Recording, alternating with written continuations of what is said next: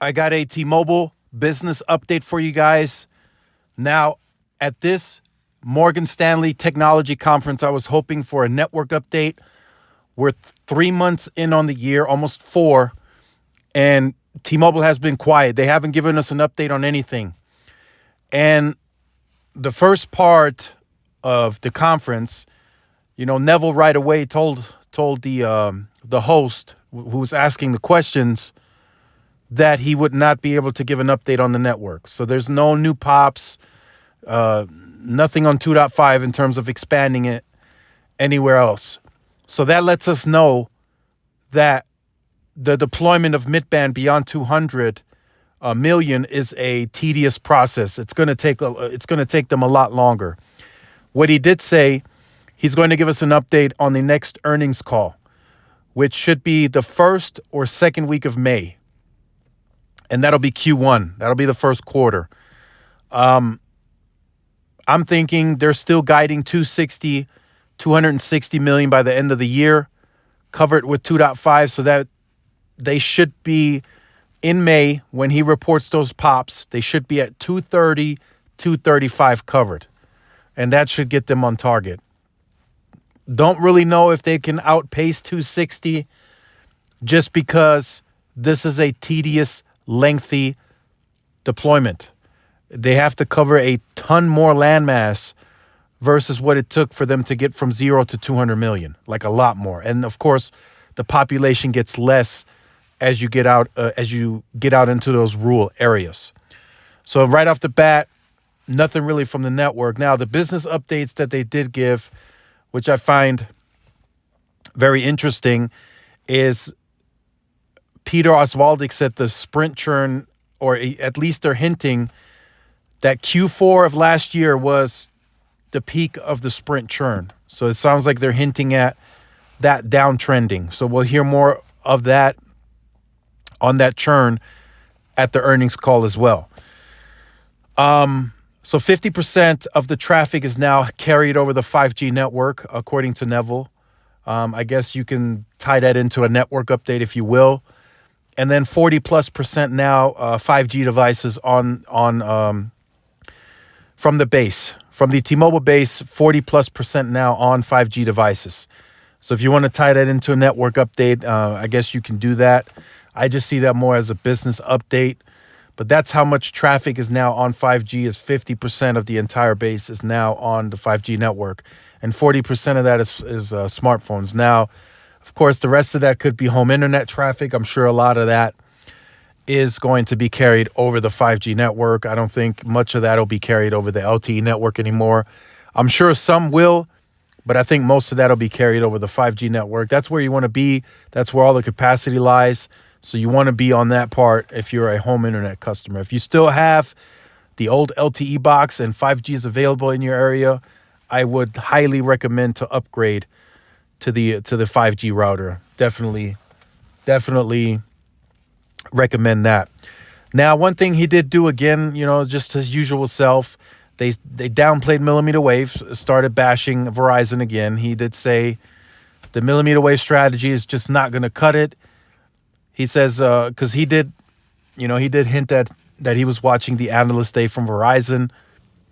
So he did say the 33,000 millimeter wave nodes that they have deployed, and of course, versus the amount of usage that they're getting from it. He says it doesn't make sense. It doesn't make cost, like business cost wise.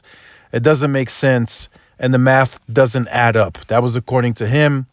And he said that, the amount of fiber that it takes to deploy to those nodes, depending how much you have to trench, and then putting up that many nodes, he said it just doesn't add up, according to his team and what they're putting out. And of course, that's the same team that also said that Verizon is going to need 2 times more cell sites in the urban environment to properly penetrate C-band or have similar coverage to N41.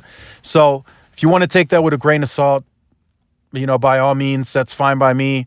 I'm just reciting what he said at the conference. He's bashing Verizon's millimeter wave, and he said he's going to use it but where it makes sense. That's their famous saying. So then he was asked about small cells as well. Again, he referenced the 50,000 that we've been known about since the analyst day, the total 50,000 small cells. And he said he's not going to build more outside of that. That's where he sticks. That's what he's sticking to. And he's going to be primarily a macro-based network. He's very adamant about that and confident that that will get him and keep him in that leadership position. So, I guess if you want to tie that into a network update as well, he did say they are going to upgrade the legacy small cells to 5G. He confirmed that at the conference. I thought that was good, but that's not necessarily an update to the network because those small cells are already existing. They're just being upgraded, and he said it's already in the plans. So that definitely is a good look. Now, he bashed AT&T as well. He says their deployments are very underwhelming. He says it's 2022. He says he pretty much said they're personally, he believes they're a mess. They're waiting on they're having to wait on handsets to get DoD. They're having to wait on radios now. He says that he believes their deployment engine isn't at full. They're not at a full pace, going at a full pace, because they're being held back by all the things that they have to wait for. And then he said, 23, 24, 25 is some of the years that he referenced is probably when we'll see AT&T at anything meaningful. And, I'm going to have to agree, if AT&T doesn't get the ball rolling soon, and if they want to wait for those, that single radio that's going to do DoD and C-band, they're going to have to wait for 23 for that radio to come out. So in the meantime, if they don't get a pace going, they're going to have to deploy the 6449 C-band and the 6419 DoD panel. They're going to have to deploy two separate radios on their sites. They're going to have to do that this year at full swing when that 6419 is available, if they are going to do anything meaningful in the short term. If they're going to just be, we're going to do a little bit this year, we're going to pick up pace next year, they're going to be behind. Then that, like Neville said, that 24, 20, 25 time frame is going to be in AT&T's guidance soon. And we'll see at the Analyst Day, which is, on the 11th, which is this Friday. We'll see what they guide. But if they do wait and they don't pick up a pace this year, then I think Neville's right. They're just going to be behind.